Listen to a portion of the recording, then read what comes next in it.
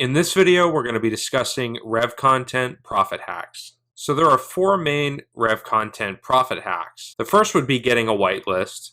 The second would be getting a blacklist. The third would be doing live spying.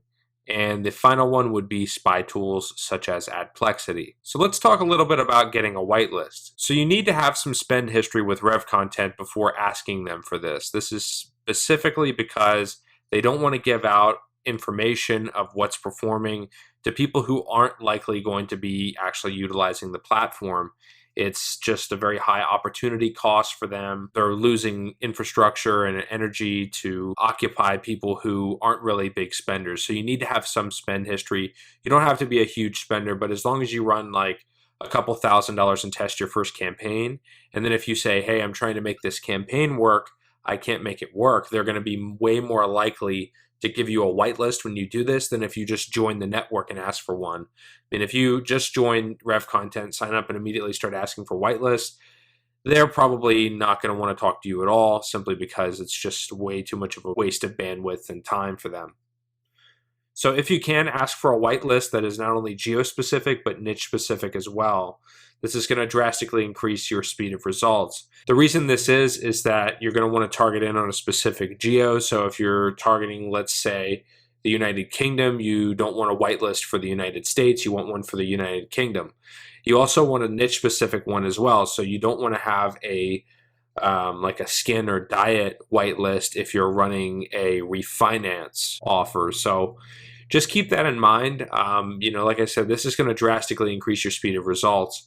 And be sure to split test all of your whitelist campaigns across all devices and operating systems.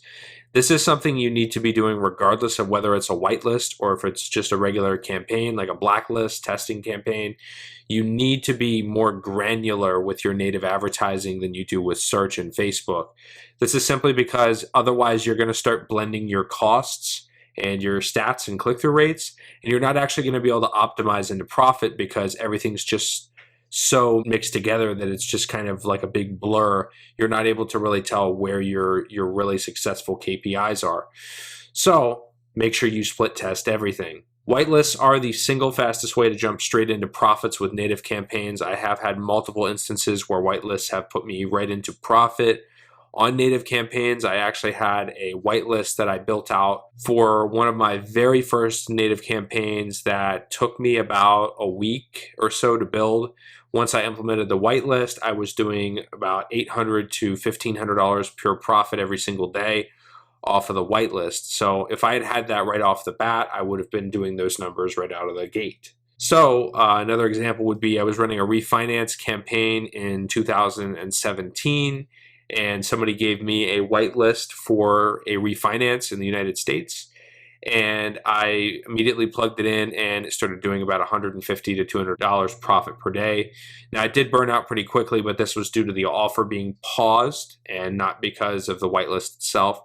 So I still have that whitelist somewhere for the refinance niche. So every time I get a whitelist, I'm going to hold on to it because, once again, it's the fastest way to jump straight into profit with native campaigns. The next is getting a blacklist. So this is for those who can't get a whitelist. They're going to be much more likely to give you a blacklist to start running traffic than they are going to give you a whitelist, because getting a blacklist is kind of a different thing altogether. You're just blocking out junk traffic. You're not actually focusing in on somebody else's profitable placements. A blacklist, like I said, is going to block out the majority of junk traffic that's literally just going to burn your money. So even if you're a newbie, if you upload, let's say, $1,000 or $2,000 into your RevContent account, and you say, hey, I'm concerned with bot traffic, would you guys mind giving me a very generic blacklist for this country so that I don't have to worry about bot traffic and whatnot? I would also be sure to ask them the types of categories to advertise in, which ones have the most amount of bots. From my experience, the anime category I won't even touch. I won't touch anything basically besides conservative news, editorial news, health and fitness, and there's one other, I believe it's the religion and faith. Outside of that, I'm really not going to touch a single category, simply because there's so much garbage traffic in the rest of those categories that it's just it's just not even really profitable to run. So keep that in mind as well. That's a little golden nugget for you. But blacklists are simply the #1 way to save money when you're getting started. Highly recommended for every single person, regardless of your budget. I don't care if you have $20,000, you have $2,000, you need to be using blacklists to save money. It's just, native 101. So the next is doing live spying regularly. And I know this is kind of a routine one that you keep seeing throughout these profit hacks, but this is super, super important. And it's probably more important here on native than anywhere else. So use the exact same Google method that I show in the tutorial to live spy on placements and find where offers in your niche are being run. You also want to focus on the devices. So use the Chrome extension called User Agent Switcher to test by device. If you really want to ramp up your live spying abilities, you need to invest in something called NordVPN. It's not very expensive. I think it's like, last time I checked, I think it's like maybe $5 or $10 a month, but this allows you to live spy in other countries. It allows you to basically connect to IPs in other countries, and the internet basically thinks that you're located in that country. So if you go to a website that has ads on RevContent and you're logged into a German IP, and you have your user agent switcher, you can look through all the devices on that site and you're going to see the ads that are being run in Germany. So it's really, really, really helpful to have access to something like this, and NordVPN is the best one in my opinion. So the final one are spy tools, and specifically Adplexity. I think for the money, Adplexity is the best bang for the buck.